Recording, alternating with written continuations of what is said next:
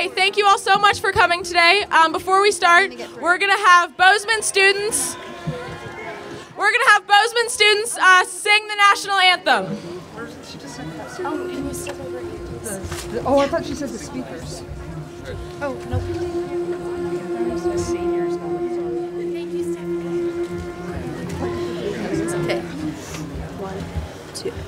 Oh, say, can you see by the dawn's early light what so proudly we hailed at the twilight's last gleaming, whose broad stripes and bright stars through the perilous fight o'er the ramparts we watched were so gallantly streaming, and the rocket's red glare, the bombs bursting in air, gave proof through the night that our flag was still there. Oh, say does that star-spangled banner yet wave o'er the land of the free and the home of the brave? Let freedom ring.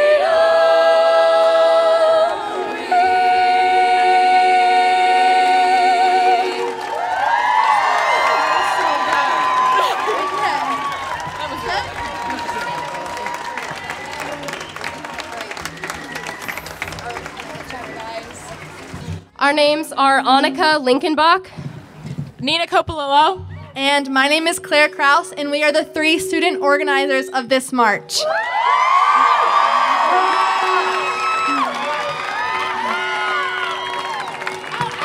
I want to start by pointing out that today's weather makes this a true Montana march. Thank you for all coming out in the snow. It's a testament to how important this cause is. We couldn't have made this march happen without the incredible support of our community, our families, the countless volunteers who have put in a ton of work, our partnership with Moms Demand Action, the Bozeman Daily Chronicle, the Bozeman Police Department for keeping the peace, our mentors Shira Harold and Antara Mason, and the students. We are the most grateful for the students who have joined us in marching for the right to be safe in schools. Nina, Annika, and I are proud to be standing in front of you speaking about such an important message. Now we will read our official mission statement. We, the students and citizens of Montana, march so no more students will have to waste precious academic hours learning to hide in terror from an active shooter. We march so no parents have to drop their students off at school wondering if they will ever see them again. We march to demand that our local, state, and national governments bring the debate over gun reform to the forefront and pass comprehensive gun legislation that will prevent further violence. We march to protect the rights of responsible gun owners while ensuring that guns never fall into the hands of those that would use them as weapons of terror. We march to inspire all citizens to educate themselves and exercise their right to vote, speak, and act on behalf of gun reform. We march to give voice to our generation, which is on the front line of gun violence, to all the survivors of gun violence who have felt its repercussions and trauma for the rest of their lives. And to all those whose voices were silenced at Parkland, Sandy Hook, Aurora, and beyond. We march for our lives.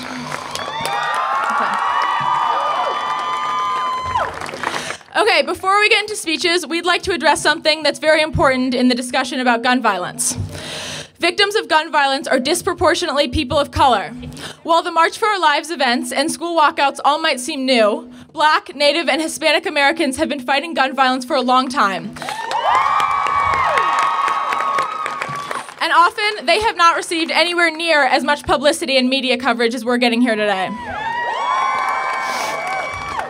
When Michael Brown, an 18-year-old African-American boy, was shot in Ferguson, Missouri in 2014, almost 1,000 students walked out of their high schools, and yet that walkout got almost no publicity. In American cities, Black citizens are 8 times more likely to be shot than their white counterparts. So we ask that today, as you're protesting, and in the coming days, as you're taking action, that you think about people of color who have been experiencing and fighting this problem for a long time.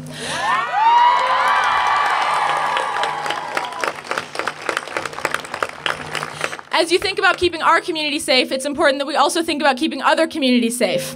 We encourage you to support organizations such as Million Hoodies, which was founded in the wake of Trayvon Martin's death, and to recognize that this issue isn't a new one. As we move forward in the fight against gun violence, we must take an intersectional and comprehensive approach, and we urge you to join us on this.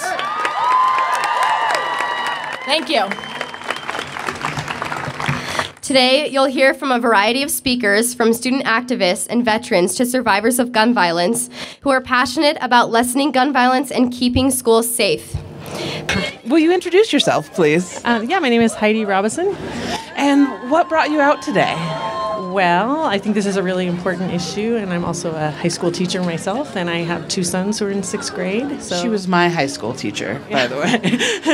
There is that. And I just feel like this is something that needs wide public support and awareness, and so I'm here, out loud.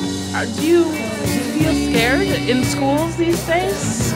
I have to say that in Bozeman, I do not feel afraid. I feel like we have a tremendous amount of support for our students and support for our staff, but I don't think it's just about our local community. I mean, I think this is a national issue, and it's a matter of really prioritizing, paying attention to what students need and making sure we have lots of supports for students and lots of supports for teachers. And I would really in de-escalating the school environment as opposed to escalating.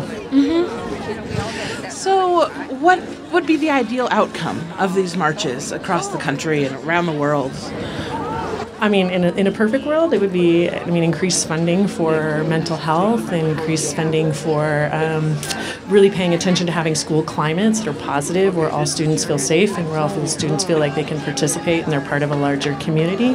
I think that, to me, is the ultimate goal. It's not about necessarily taking on the gun issue, per se, or guns in schools. I think there are many other positive routes to pursue that are far more productive and far more positive, and that's what I'm about. Nice. Yeah. Well, thank you for coming out today, and thank you for taking the time to speak with us. Keeping schools safe. Please help me welcome our first speaker, Ed Duran, a Vietnam veteran, physiologist, and gun owner born to a Native American father and immigrant mother.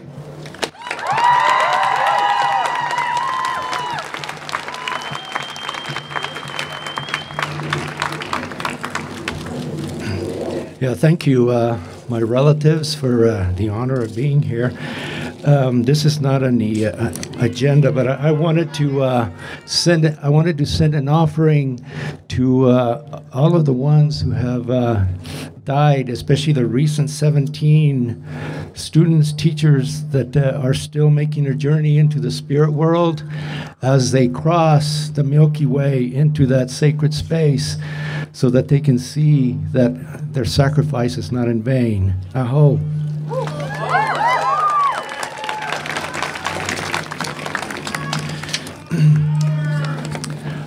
Okay.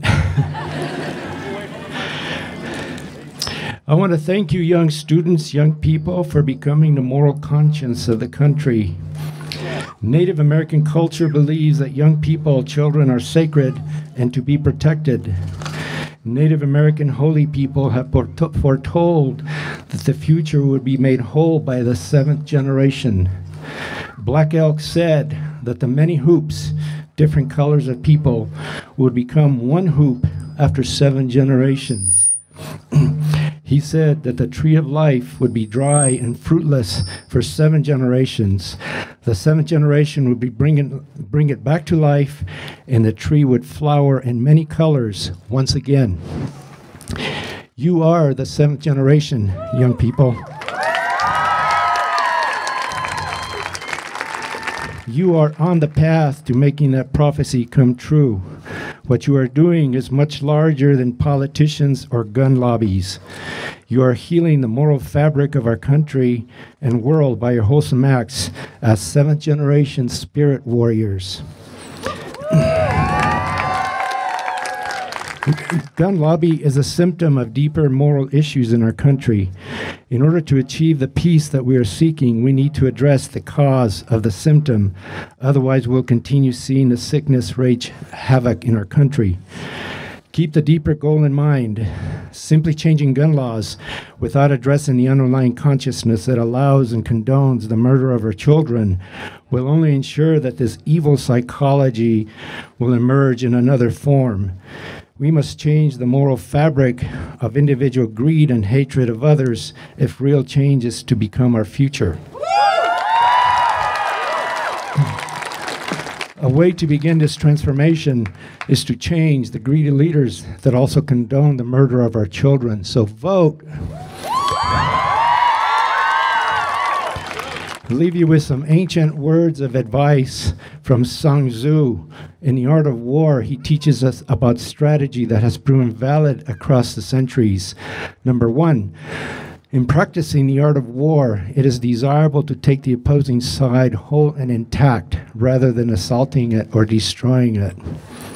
The greatest excellence, then, is not to fight, but to break the resistance of the opponent without ever resorting to violence. Therefore, the skillful leader breaks the opponent without violence and conquers them without getting mired in drawn-out conflict. Her own troops remain whole, her triumph complete. Remind you that Gandhi conquered one of the most powerful armies in the world without using a gun. Martin Luther King brought about change without a gun. Christ said, "Blessed are the peacemakers. They are called the children of God." You are gathered here, 7th generation spirit warriors. Do not forget who you are. Already there are those who are trying to define you by calling you violent radicals. Let them exhaust themselves. You are the ones that will heal our country by bringing all hoops into one hoop. I can see that by looking at you here today, there is one hoop of many colors.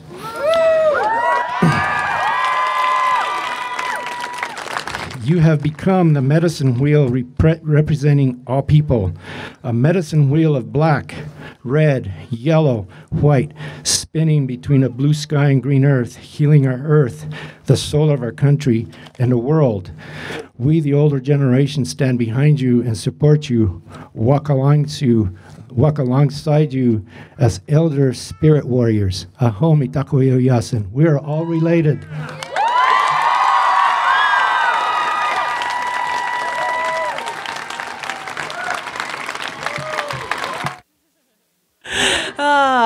And what is your name? Kathy Cooper. Kathy Cooper. Kathy, why'd you come out to support the kids today? Well, I've got children and grandchildren, and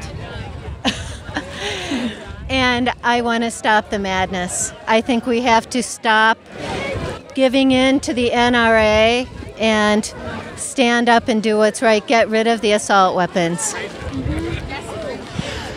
Do you think marches like this are going to make a difference? I'm hopeful.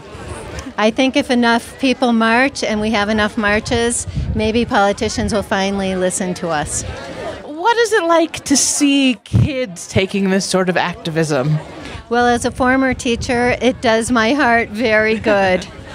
Very good. It makes me tear I up know. here. Me too. I am teary. Yeah. Yeah, it's our kids that are going to save us. I thought it was going to be my generation. Now I'm hoping that it's my grandkids' generation. What makes a march like this special in a place like Montana, where guns are part of our hunting culture and our history? Well, I think we know how to use guns, and we recognize the difference between assault weapons and hunting weapons, and there is a huge difference. Well, thank you for coming out today. You're welcome. Thank you. Thank you, Ed. Next, we have Jenna Rhodes, Field Representative for Senator John Tester. Thank you all for having me. I'm Jenna Rhodes. I'm the Bozeman Field Representative here in Bozeman on Tracy and Main, so feel free to stop by. I'm just going to share a couple words on behalf of Senator Tester because he could not make it today. Thank you to everyone who is here today. Students, parents, teachers, grandparents, and community leaders. Thank you for raising your voices and getting involved in these important debates. Gun violence has rocked our nation, our communities, and our schools. It's torn families apart and taken lives far too soon. The tragedies that make headlines, break our hearts, and spur us to action. Action that, if not for all of you, would never take place. By being here today, we are saying enough is enough. It's time to make our communities and our state a safer place. If everyone works together, listens, and continues to stay engaged, we truly can make a difference. Thank you, and God bless. Hey, can you tell me your name? Emily Druckman. And Emily, what brought you to the march today? I was an organizer at the initial school march, and I was really glad to see the community banding together and really here to stand for the millennials today. How old are you, and do you go to school here in Bozeman? I do go to school here in Bozeman, and I'm 16. Okay. What did you think to see all of these people come out and stand with the kids? It's really fantastic to not only see children protesting, but really see like the parents and grandparents and teachers just standing up and being willing to give anyone who doesn't have a voice one. Do you think that this will help the current state of political affairs in this country? I think people really need to start listening to those who know what they're talking about. And who is that? The children definitely know what it's like to feel threatened, and if no one's willing to listen to them, then who will? Do you feel threatened in school? I definitely feel a presence of fear every day, knowing that I may not have that safety. So even here in Bozeman, it's... I know in Bozeman I have protections and liberties that may not be in other places, but I still fear every day. Yeah. What can we be doing? What else can we do as citizens? Politicians need to be listening to students who talk about their issues and their threats every day, and they need to be talking about these problems not only from a political perspective but from an emotional and ethical one. All right. Thank you for your time and for coming out today. Thank you, and please help welcome Pete Lucier, founding member of Vets for Gun Reform.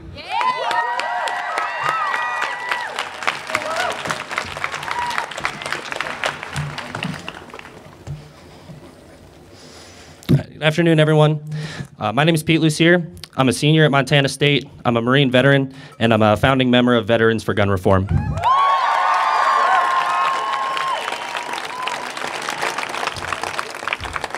First off, I want to thank the incredible student leaders who organized this march, both for inviting me to speak and for putting on this incredible event.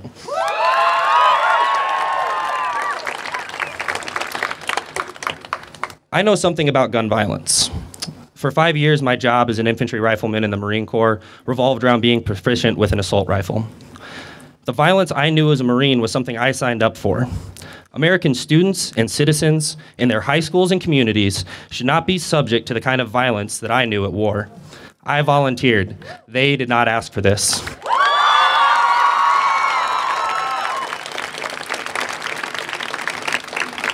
On February 14th, America witnessed yet another school shooting. The response was all too typical in a nation where mass shootings have simply become another part of the news cycle. Partisan lines were drawn, and arguments we have all heard before commenced at dinner tables and on social media. The deadlock of the gun control debate has become a staple in our political discourse because too often as a country, we shelter in digital communities of the like-minded while the outside world continues in a horrifying status quo where cities and schools have become synonymous with the massacres that occurred there.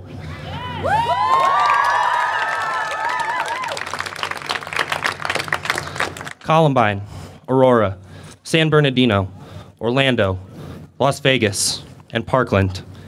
Too many cities, too many victims, too many sons and daughters and fathers and mothers, sisters, brothers, aunts, uncles, all lost to senseless violence at the end of a barrel. This time is different. I've never been so inspired by a group of activists and leaders as I have by the high school students who have stood up, not just in Parkland, but all over the country.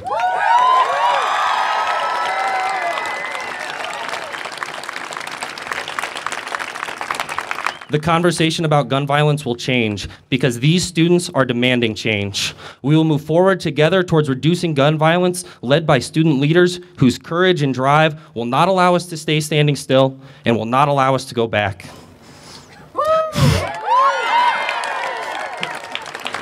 As a veteran for gun reform, I'm here today to say that wherever you find students taking a stand on gun violence, veterans will be there to support them.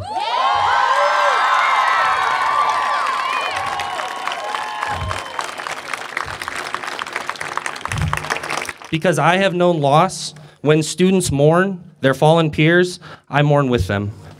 Because I have stories about war, when students speak up, I listen. But most importantly, when students stand and march for their lives, because I have marched before, and because I am proud to march again, alongside and with them, everywhere they march, you'll find veterans. Thank you so much.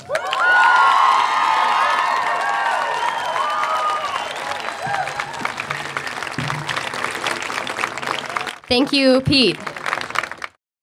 All right, so we're here with the organizers of this whole march. What started this for you? Like, aside from Parkland, what was like, okay, we need to take action here in Bozeman? Parkland really set it off. We were really distraught after the shooting, but it opened our eyes to see how many students and teachers have been killed and affected by gun violence. It's too much in our country, and we needed it to stop. And we got to a group called Moms Demand Action, and from there we took charge, and that's how we started organizing this march. Yeah, I mean, I remember Annika texting me one night and telling me how distraught she was. She was telling me how she was just like couldn't stop crying, and I remember going to my mom, and it was late at night, and I was like, Mom, I need to do something, and she said, I do too. And so she mentioned the Moms Demand Action meeting, and I was like, I'm gonna go, and I'm gonna bring my friends. And so I brought these guys, and you know, they mentioned a potential march, and we ended up kind of, you know, taking the lead on that. Yeah. So what does it take as a high school student to organize an event like this? A lot more than we thought. Yeah, it takes a lot of support, and we've had a lot of support from volunteers and our mentors, Shira Harold and Antara Mason. But most importantly, it took support from us three. We've been there through a lot with these girls. So yeah, and we had so many amazing volunteers. We couldn't have done all the work by ourselves, and so we had so many amazing community members that came together to help us. Yeah. What does it feel like to see this many people? Amazing. I've never been happier. I mean, I really feel like something, you know, we did this and something came out of it, and I'm speechless, and we're just glad we could give voices to the students who lost their voices to gun violence, and we're proudly support them. Where do you go from here? Well, we have discussed creating a Students Demand Action group, and as we mentioned at the end of the speech, we encourage people to keep taking action because this movement can't just stop with a march. Right. So calling senators and writing to senators and voting accordingly. Yeah, voting. Mm-hmm. How do you feel in schools today? You all go to Bozeman High? How does it feel walking those halls? I mean, I think on a day-to-day basis, none of us feel like consciously always scared. But as Tamia mentioned, everyone's always, you know, thinking like, in this class, how would I get out of this room most effectively? And that's something that none of us should have to think about. Yeah. I think about my brother. I think about what his schedule is, what would happen if there was someone in the school and how I would get to him. I think about things like that. And I think about how no school thinks it's going to be their school next. And we really need to make sure something happens now before something negative happens. I lost my train of thought here. So, but you do active shooter drills and different things. How often do those happen in schools? We don't do drills that are called active shooter drills. I think they're just called lockdowns, but what's implied is that it would happen if there was an active shooter. Yeah, or some sort of criminal in the school. But yeah, they happen, I think, a few times a year. Yeah, not often. I mean, we have drills, just like earthquake drills or, things like that. So they happen enough for us to understand what we would do in a situation like that. You know, we all know the protocol because it's been taught to us since we were in elementary school. Yeah. Wow, it's definitely a different world. Mm-hmm. What are your thoughts on gun laws? Where do you want to see change there? I think that as like a group, we're not pushing a super specific set of gun laws. Just that some laws have to change, and so I think increased background checks and closing the loopholes on background checks. And personally, I don't think anyone should ever be able to own an assault rifle. I think they're made for the military and not for civilian use, and so that also means banning bump stocks as well. Just lawmakers not ignoring that this is an issue anymore. Are you looking at other avenues of prevention? Yeah, I think it's important to also think about, how else this problem can be stopped. And I think sort of like what Stephanie was saying, like bullying, and it is a problem, but the problems arise when people think that that's the only issue. And people chalk the whole problem up to mental health, and mental health does play a role, but it would be naive to say that, gun access in this country has no effect. Mm-hmm. Yeah, and mental health, we talked about this. Mental illness is global, but mass shootings are America. Mm-hmm. So what's next for you ladies? I want to carry this momentum through into what we do next with this. I think Nina talked about kind of moms or a students demand action group, kind of going off of the moms demand action group. I think we want to meet and we want to continue this. We want to plan a march next year if nothing has changed. That's our mission. We're not going to stop. And do you think that all of these student voices are going to make a difference? Yes, 100%. Yes. I think they really will. And I think they'll influence adults to vote accordingly. And also within a few years, all of us are going to be able to vote, and that's going to speak louder than anything. Exactly. I think this is... We're the next generation, or seventh generation. Well, thank you so much, ladies. You so much. Thank you. Do you want to talk? Please welcome... I'm sorry. Yeah, Tamia Latch, please. She's a student activist for gun reform. Thank you. Sorry.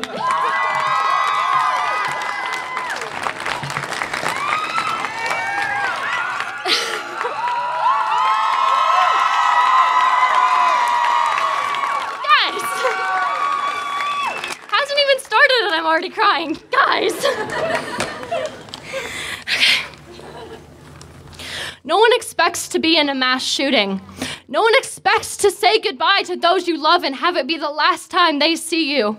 I remember when I was a kid, we'd have lockdown drills, and I would laugh with my friends about how ridiculous it seems, seeing that the only time I'd ever actually experience a lockdown is because there was a cougar on school property. Now, every time I go into a classroom, I think about where I would hide in case an active shooter happened. Now, I say goodbye to my mother every morning just in case I do not get to see her at the end of the day. Death should not be my first thought when I walk through my school doors.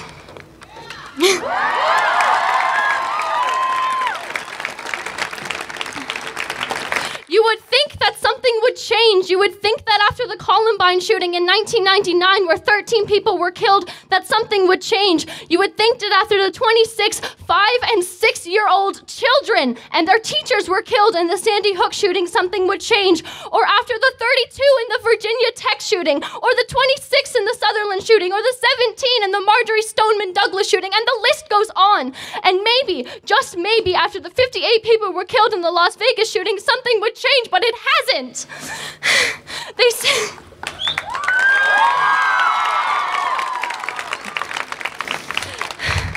They say that gun control won't work. They say that people will still get weapons. So what if people can still get weapons? So what if it's knives? So what if it's rocks? It should be difficult for people to get weapons because I am sick of it being so easy.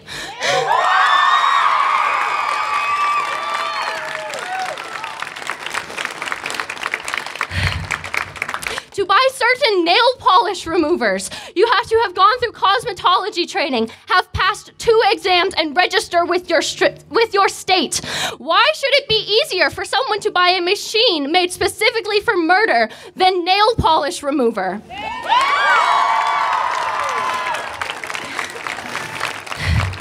Gun control has worked. Look at Australia. After a mass shooting where 35 people died, they created new laws. 35 people. That was enough for Australia to make a change. So why isn't the 1,077 people killed in America since 66 enough? How many more people need to die? You want to arm teachers, but what good would an armed teacher do in case of a shooting at a concert, a place of worship, a nightclub, etc.? You simply cannot bulletproof the world, but you can reduce the amount of bullets within it.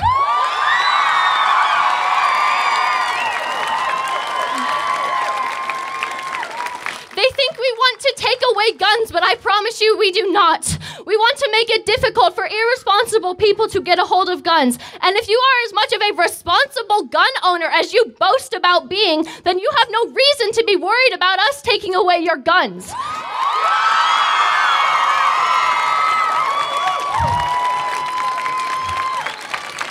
You worry about us taking away your guns. We worry about your guns taking away our children and our lives. Whose fears are unfounded now. Thoughts and prayers are not enough. Today, we are calling for change, and we are not going to stop until we get it.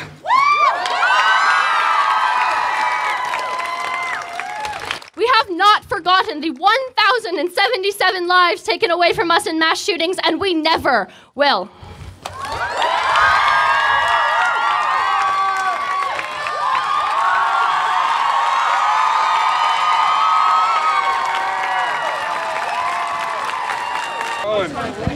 Well, thanks for taking the time to speak with us today. What made you choose to come out at this rally and have your own counter-protest?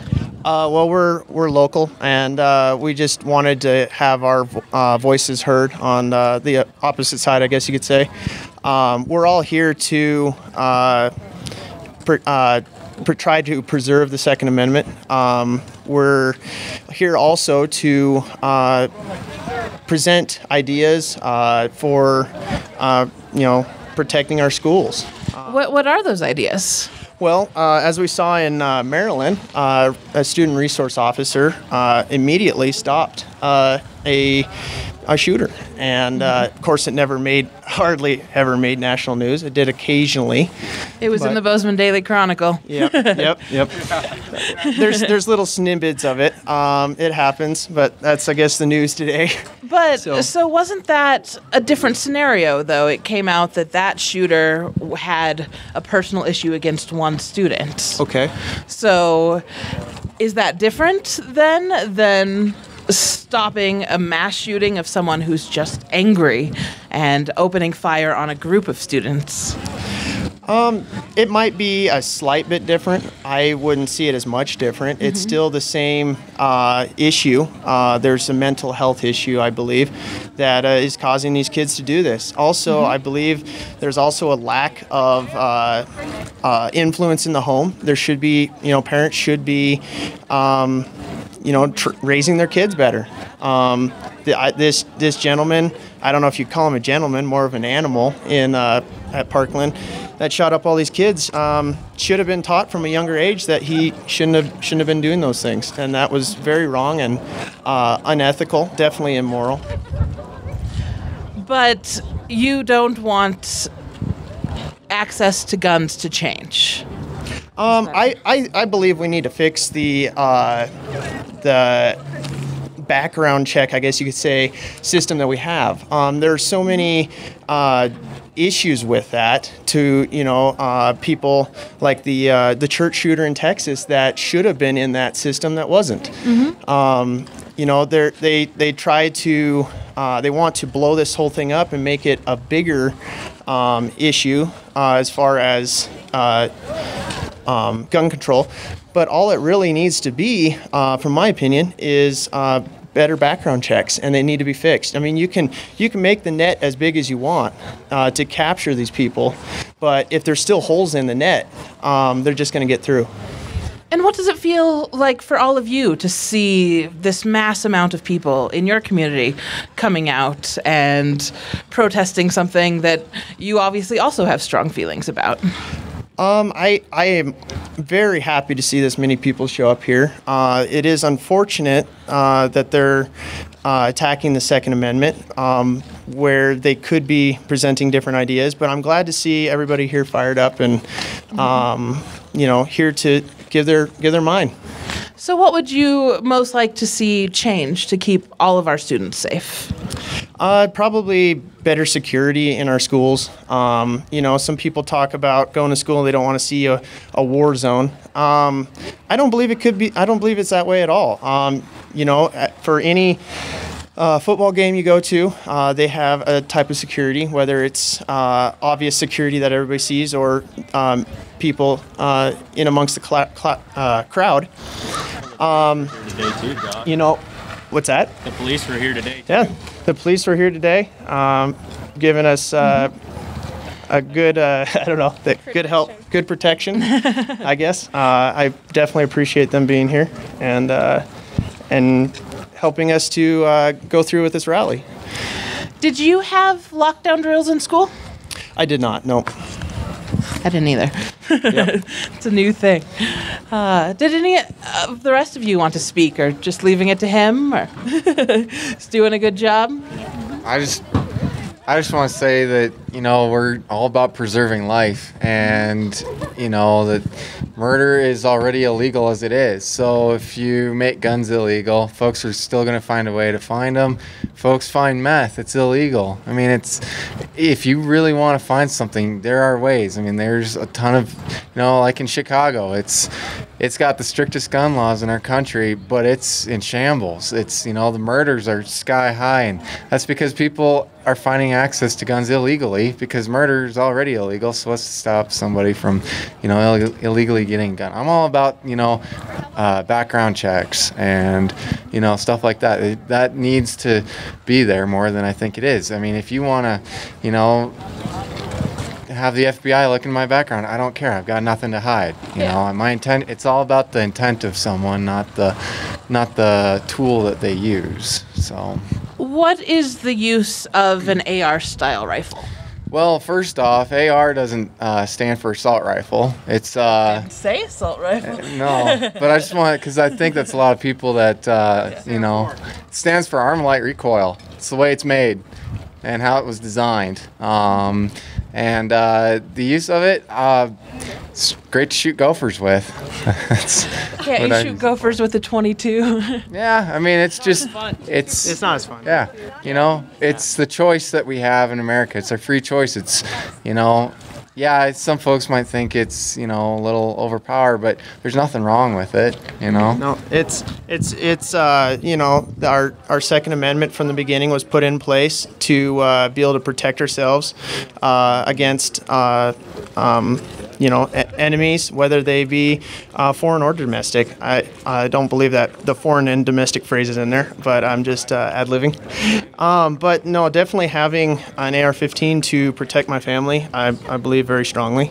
Also, the reason the founders put it there is for an uprising in the government, if there ever is that. It also worked very well for the Chinese during World War II. It kept them from infiltrating our land because, as they said, there'd be a gun behind every barn and blade of grass. Will those stop?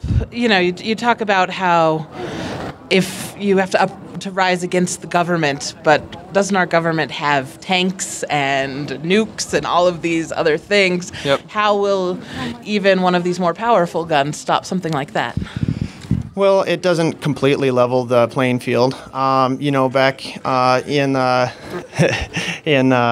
when our founding fathers made this, they basically all they had were muskets back then. Everybody likes to say that. Everybody likes to say that that's all they should have.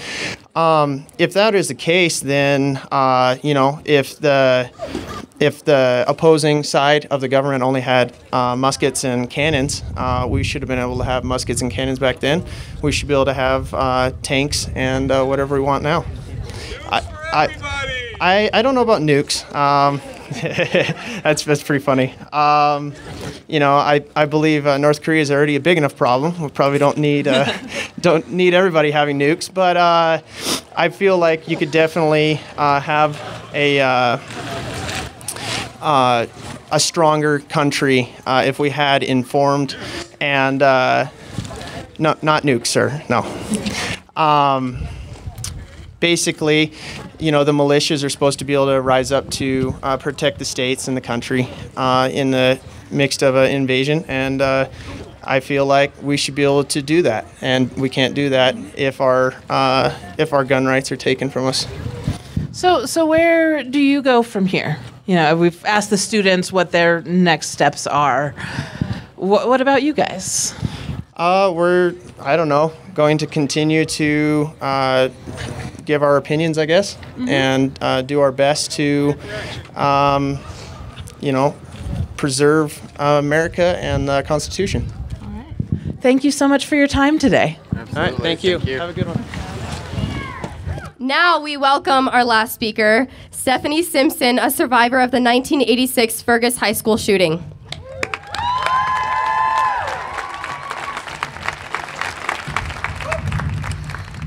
Dang, girl, you're a tough act to follow.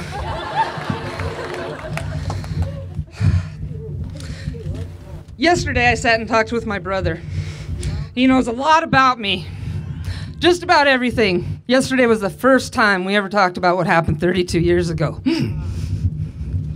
Because back then, we were not allowed to have trauma. And that is what I'm going to focus on today. I'm going to touch a little bit on what happened to me that day. But the fact is, 32 years down the road, my classmates and I are still experiencing trauma because that's how it works. And if you look at us and the ripple effect of trauma, if I wanted to take a moment of silence for every one person that was affected by gun violence, we'd be here for a week.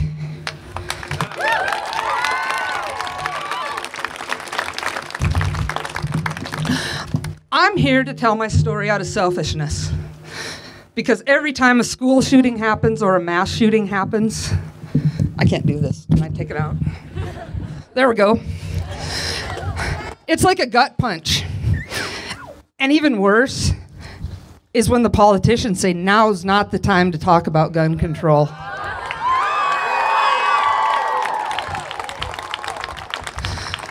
The last school shooting, I was sitting in church, and my mom said, "Will you shut my phone off?" And I flicked it to shut it off, and it said 17 people killed at Parkland. And I lost it. I just get comatose. And the next morning, I saw those kids. I saw such strength of character. What adults can't do, those kids are asking the tough questions.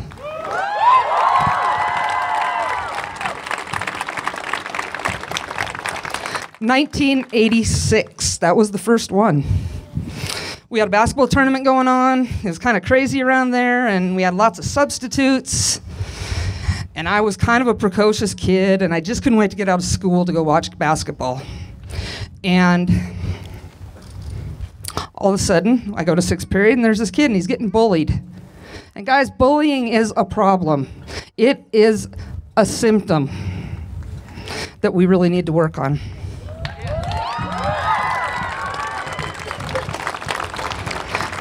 I didn't say a word to him all year. I just let it happen. There's two things I've learned out of trauma. Maybe I should have said something, but he still picked up a gun, and that wasn't my fault that I didn't say something. That was a choice he made. You know when I learned that? About a month ago in therapy. That's how long it takes. Anyway, so the next period, we heard some firecrackers in the hallway, and our teacher ran out, and I ran out to see what was going on. And it wasn't pretty. There was smoke, there was screams. you know, we ran back in the room, we tore the window off and ran. And from there, the rest of that day, I can remember just like clockwork, and I want to forget it so bad. But today is the first day I've been able to do what I'm doing. And I'll tell you what, when I got dropped off at the march, the tears just about came then, a couple times. And right now, I just want to say thank you for letting me share my story.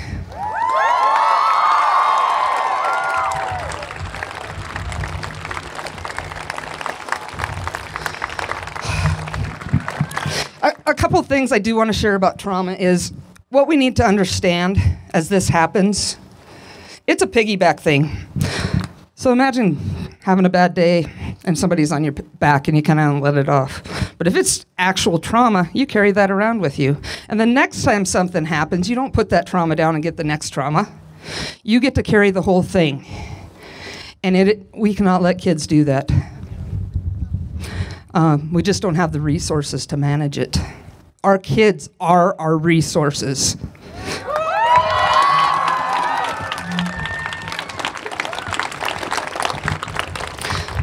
The last thing I want to say is I have no problem with guns. I really don't. We're in Montana. We hunt. There is no reason why we can't have responsible gun ownership with reasonable gun reform.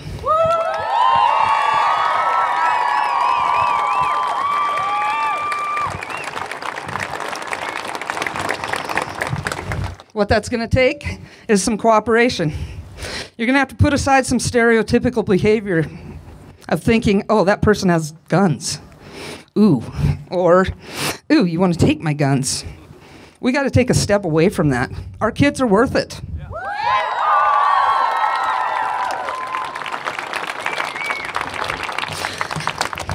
In closing, like I said, this is a catalyst for change right here today.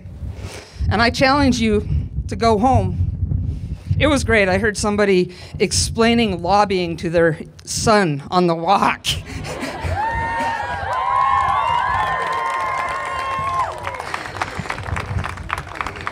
The conversations are starting. We educate ourselves. We step out of our comfort zone, we cooperate, we collaborate, and the big one, we get out there and we disseminate.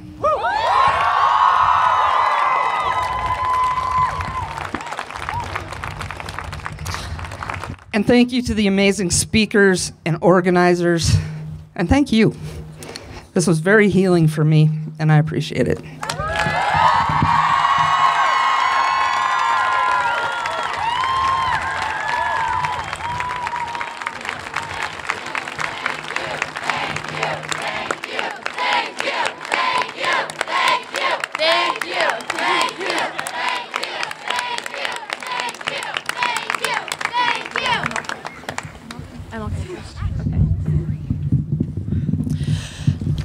Okay, for our last performance, we're going to have the same group of Bozeman students sing a song entitled MLK. And they've dedicated this song to all the survivors of school shootings.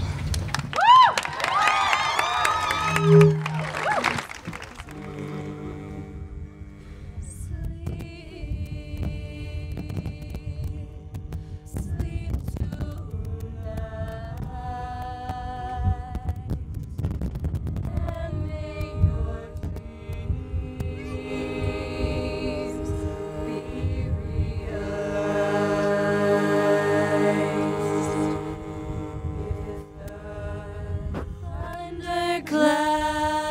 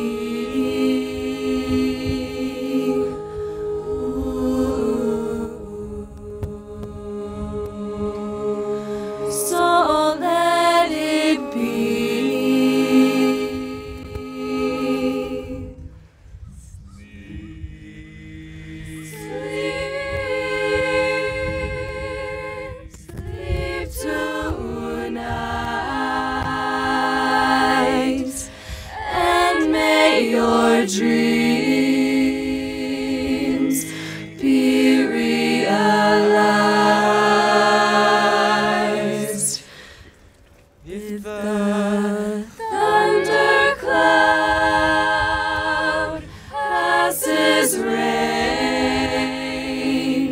so let it rain, let it rain, rain on him.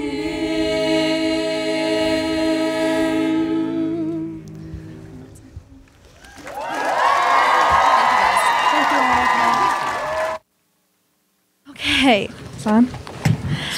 I want to say thank you to all of our wonderful speakers today.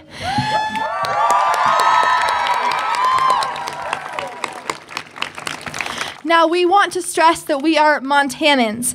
We respect our tradition and heritage of gun ownership, and we are not an anti-gun group. We are fighting for sensible gun laws in order to keep our community safe from gun violence.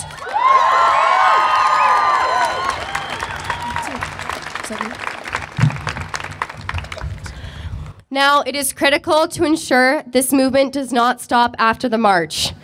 If you're wondering how to take action, please vote. Vote in the next election. Vote with your dollar to support businesses that are independent from the NRA. Support companies who support sensible gun laws. Take action and write letters to the editor. Email or call your senators about current gun legislation. This does not stop after the march. Please visit Stephanie's organization, aftermarch24.org. You can make a difference, and we will make a change. On behalf of Claire, Nina, and I, we wanted to thank you again for coming out here. It has been an incredible honor to organize such a powerful movement. We are demanding action, and we will make schools safe again. Even in the snow, nothing stops Montanans from speaking out. Oh, we have another one. Thank you for standing and supporting your students. Thank you for fighting for safety in schools, and thank you for marching for our lives. Thank you.